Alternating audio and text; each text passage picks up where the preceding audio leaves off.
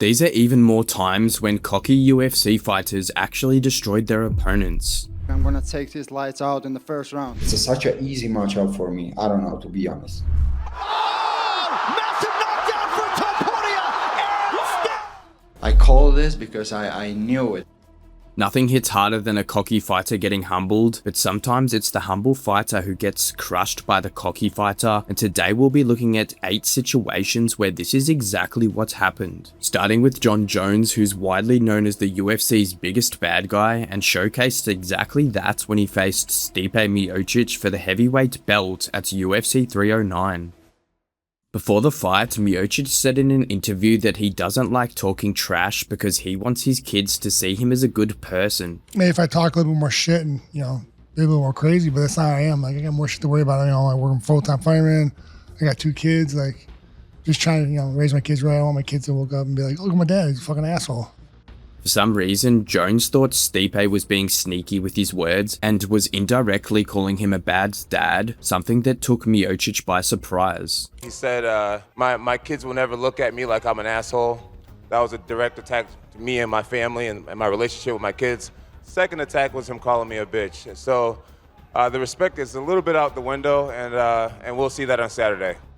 Jones's misinterpretation made the fight extremely personal for him. Would you describe this as personal to you now, this fight? It's very personal to me, yes. Stipe made it clear that his comments weren't aimed at Jones. I don't remember saying that my kids look at me like an asshole. That was no direct thing to him. And Jones didn't care about giving Stipe the benefit of the doubt. In fact, he refused to shake Miocic's hand during the face-off and told him to never talk about his kids. Jones was extremely cocky heading into the fight, but even inside the cage, he dominated Miocic on the feet and stopped him late in the 3rd round with a spinning back kick, followed by ground and pound. Jones may have been full of anger in the build-up, but once it was over, he showed Miocic the respect he deserved. Stipe can take punishment. He's a nightmare. He's a nightmare. You can hit him and hit him and hit him, and he shows no emotion. And I think that's why he's a 6-time world champion. But yeah, we put him down, and I'm grateful. While some fights come from real beef, others are just fighters hyping things up, and even calm killers like Islam Makhachev talk a little trash and back it up with the action. Heading into his lightweight title fight with Dustin Poirier at UFC 302, Makhachev felt that his skills were on a different level. My style, it's a war style for him. That's why he can beat some striker. He like one of the best striker in this game. But we're not striker. We're MMA fighters, and my skills on different level. Makhachev also highlighted how Poirier struggled against high-level grapplers like Charles Oliveira and Khabib, that his wrestling would be too much for Dustin. It's gonna be a bad day for Dustin. He's have problem with the wrestlers always, and I will give him the problem. Not only that, Makhachev said Dustin wasn't ready to fight him because he was already talking about retiring. Last month he talking about finish his career, like how he want to beat me if we focus to finish his career. I feel bad about him. Makhachev was just having fun talking trash, but when Dustin called him a mother effer during a face-off, Islam got really mad about it.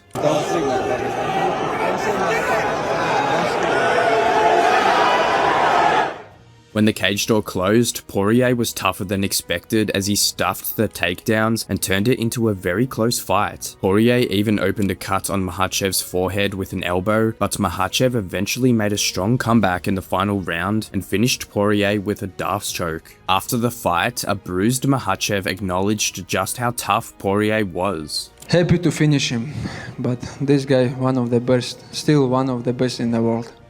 With Makhachev getting better at trash talk, a future matchup with Ilia Topuria could be wild because Ilia is no stranger to mind games, which he used to mentally break a tough dude like Max Holloway. Ilia Topuria won the UFC featherweight belt by knocking out Alex Volkanovski at UFC 298, and in his first title defense at UFC 308, he faced Max Holloway, a former champion and the owner of the most significant strikes landed in UFC history. Despite Max's big achievements, Ilia saw him as an easy fight. Every time I see him fight, it's like everyone really is gonna be like surprised when I'm gonna knock him out because I see him like such an easy matchup for me. I don't know, to be honest.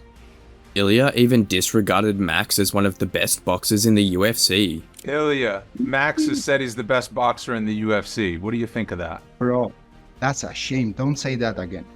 The press conference was all Ilia as well, as he claimed he'd knock Max out in the very first round. I'm gonna take these lights out in the first round. Ilia's claim felt like a fantasy at that point because nobody, not even Conor McGregor and Dustin Poirier, had been able to knock Holloway out. But Ilia was sure that he was more powerful than any of Max's past opponents. What makes you so confident you're going to be the first person to knock him out? No one of them have the power I have in my hands. I have been saying with the same thing with Borg. You all have the same energy in that fight. You have the same energy in this one, but you're gonna change your mind after the Saturday night. You will see, guys. The two fighters had a tough fight at UFC 308 where they went to war for 2 rounds, but Topuria finally hit Holloway on the chin and knocked him out in over a minute into the 3rd round. While the MMA world was in disbelief, Ilia wasn't surprised at all. He knew he could do it. I call this because I knew it. It's a surprise for a lot of people, but for me, it's like I knew it. When it comes to messing with your opponent's head and then putting on a show, very few do it like Ilia Topuria, but Dricus Du Plessis is right up there because he doesn't just beat his opponents, he breaks them. Dricus Du Plessis' effective trash talking came to light at UFC 297, where he broke Sean Strickland down mentally by reminding him of his abusive childhood. Bro, why are you so angry? Bro, you think your dad beat the shit up you? Your dad doesn't have shit on me. I'm gonna show you what it's like to beat you. I mean, every childhood memory you have is gonna come back. Inside the cage, DDP won the belt by beating Strickland in a very close fight, but the real fun started when they had their rematch at UFC 312. I'm an apex predator and he's in my area right now. We're gonna go to that dark place from the word get-go and we'll see who comes out. Since their first fight was so close, Du Plessis respected Strickland, but regardless, even though he was respectful, he made it clear that he wanted to hurt Sean bad. There is respect, but there's not a person in front of me. It's something in my way, and like I said, you can be the nicest guy. I don't care if it's more respect, less respect. He can be the biggest asshole to me, he can be the nicest guy. It makes no difference on what happens fight night. At the press conference, Du Plessis said his goal was to beat Strickland so badly that he would eventually give up. I'm going out there looking for that finish from the first bell, and if it has to go to the last bell, I'll be looking for that knockout from the word go till the end of that fight. In short, Du Plessis was looking to expose Strickland, someone he called a fake tough guy, in one of his interviews. On fight night, Du Plessis outclassed Strickland by beating him on the feet and on the mat, and even broke Sean's nose to earn a comfortable decision win. Dricus, hats off, man. Hell of a fight. Broke my nose like 6 places. With this win, Dricus cemented his place as the undisputed king of the middleweight division. I told you guys the whole week, I'm going to try and knock him out, try and submit him, or try, if this goes to decision, complete domination. And that's what happened. And while the others were cocky, none matched Magomed Ankalaev, who predicted that he'd be the one to dominate one of the UFC's new age legends. Magomed Ankalaev had been calling out Alex Pereira non-stop ever since Alex won the light heavyweight title at UFC 295. Alex, stop running away for me. Despite all the trash Magomed Ankalaev threw his way, Alex Pereira stayed silent and kept fighting other contenders. That silence drove Ankalaev mad, so much so that he called Pereira the biggest chicken in the UFC. Magomed had to wait until UFC 313 to finally get his shot at Pereira, and when the fight was set, he promised to end the so-called Sharma era for good. I'd like to say that I see that in this fight, everyone is against me. Everyone's saying, Sharma, Sharma, Sharma. But guess what? Sharma time is over. After this Saturday night, after the fight, you will all love me. Magomed went on, telling Pereira to thank Dana White for protecting him. Honestly, he should say thank you to Dana White for protecting him this whole time. Now it's going to be a whole different thing. Ankalaev took the trash talk to a whole new level when he said he'd beat Pereira so badly that Alex would end up working at a tire shop again, just like he did back when he was struggling to make ends meet. Yeah, we're planning on absolutely dominate him on Saturday. We're going to make sure that Chama has no chances on Saturday. And whether or not he stays in the sport or decides to go back to the tire shop, that's going to be up to him. He's going to be the one that has to make that decision. When the cage door closed, Magomed kept pressing forward and tagged Pereira, not giving him space to land his big punches, and after 5 rounds of battle, the judges gave it to Ankalaev by a unanimous decision. Ankalaev's trash talking didn't stop even after the fight, as he accused Pereira of running the entire time. As you know, usually Pereira hunts for the finish, he moves forward, he tries to hunt down his opponents for the finish. Here, it was very different. As you could see, he was running away from me. He wasn't letting me work, and he himself wasn't really working much, so you saw the way it played out. Ankalaev showed that trash talk and cockiness works like a charm if you back it up, and Paddy Pimblett played that game like a pro, using his words to hype his most recent fight, and then seal the deal with the biggest win of his career. At UFC 314, Paddy Pimblett took on the toughest test of his career in the form of Michael Chandler, and from the start, he started firing shots by calling Chandler a dirty fighter. Some people have accused Michael Chandler, fans and past opponents, of maybe being a dirty fighter, of cheating, fish hooking, shots to the back of the head. Wondering, do you agree with that? Do you see him as a dirty fighter? Yeah, he's the nicest man in the world outside the cage, and when he gets in it, he's a dirty bastard, isn't he? In there, he's a very, very dirty man. Paddy was very confident heading into the fight, saying that he had multiple ways of taking out Chandler. I've got so many different ways that I can win this fight. You know, everyone thinks that I'm going to get knocked out because I leave me chin high. But I told you, this chin's made of granite, lad. I'm not getting knocked out.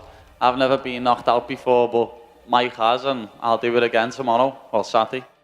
On fight night, Pimblett backed his words with actions as he dominated Chandler and stopped him with a TKO at 3 minutes and 7 seconds of the 3rd round, but his big win didn't stop him from calling Chandler a dirty fighter again for a low blow in the 2nd round. As I say, I like Mike, he's a nice fella, he's very respectful and nice outside the cage, but when he gets in it, he hit me with about 4 punches in the back of the head in the 1st round, you know what I mean? Nothing even got said to him. But you never know, he might have kicked me on purpose because he needed a little break. Everyone was questioning my cardio going into this fight, saying that I wouldn't be able to keep up a pace with Mike. And it was him that was gassing, not me. I felt fresh. So because of that, when he kicked me in the balls, it was a flush kick as well. It was me dick and my balls was still hurting. Just like Paddy, Khamzat Chimaev is a rising star who knows how to talk big and then back it up. But out of all of his performances, none were as dominant as the one where he destroyed Robert Whittaker. Heading into UFC 308, Chimaev was a lot nicer than usual, but he still had moments of cockiness, like stating how Rob knows how to lose, but he doesn't. Do you think that he won't be able to handle your wrestling and aggressiveness? I don't know, we will see. And you know how to lose, we don't know. So I'm ready for victory. Whittaker was Chimaev's most accomplished opponent. He was a former UFC middleweight champ who had defeated the likes of Yoel Romero and Jacare Souza by neutralizing their grappling, so many naturally thought that he could stop Chimaev's takedowns too, but Khamzat didn't believe so. Say Rob does be able to stop the takedowns early, do you think you would also hold the advantage if the fight stayed striking and you could knock him out on the feet? Who did stop my takedowns? No one yet. So I don't think so. This guy will be different. So if Kamaru Usman, he's been a great champ and he took down everyone, but I took him down. I dominated him in the rounds and easy. Whittaker was said to be Khamzat's most dangerous challenge yet, but for Khamzat, it felt like just another day at the office. In fact, he knew he was the danger all along. Maybe he'll be dangerous, but I'm the most dangerous guy in the locker. So, I don't know. He finished him early, I finished him later, but I'm not that Khamzat I was before. He's not that Rob he was before. So, the only answer is just the cage. Despite Chimaev's bold claims, Whittaker was in for a hunt. I look to go into this fight hunting him, much like I planned to last fight. I look to do again this fight. I'm the hunter in this fight. I'm the predator, and I'm going to be looking for him. For Whittaker, unfortunately, it wasn't meant to be. As soon as the fight started, Chimaev ran towards Whittaker and took him down. After taking him down, Chimaev landed heavy shots and wrapped his arm around Whittaker's jaw to squeeze and break it. Whittaker tapped within 4 minutes of the very first round. After the fight, Chimaev was kind enough to admit that he didn't mean to do so much damage. I felt something was wrong with his chin when I pushed it, so but feels bad for that. So didn't mean to broke somebody's chin, but it's my work, make. While Khamzat didn't mean to inflict much pain on Whittaker, Sean Strickland would do the exact opposite against Paulo Costa, both in and out of the cage. At UFC 302, Sean Strickland and Paulo Costa faced off in an important fight at middleweight. Both men were coming off a loss and wanted to turn things around to bounce back into title contention. Heading into the fight, Strickland was at his trash-talking best as he claimed he was better than Costa. I'm better than Costa. We know that. He knows that. Like, I gotta fuck up. Have I fucked up before? Yeah, sure, why not? But I don't think it's gonna be on Saturday. The press conference was lively as well, with Strickland promising to badly damage Costa's face. I'll tell you what, Costa. I can't fucking wait to fucking make that face a little ugly, dude. I can't fucking wait, dude. Can't fucking wait. Costa was full of respect for Strickland, but he felt he had better tools and he was excited to show them on fight night. He's very good on what he does. Jab, straight, move forward. But I have my tools on my box. And I go show you everyone on Saturday. The fight was completely one-sided as Strickland used his forward pressure to completely shut down Costa's offense and win by a comfortable decision. Strickland was happy with the win, but not so pleased with the one-sided nature of the battle because he wanted a war. Good fight, good win. A little bit. Good fight. I don't know about good, but I won. Okay. If you enjoyed the video, subscribe to the channel and check out part 1 of more times where cocky UFC fighters actually destroyed their opponents.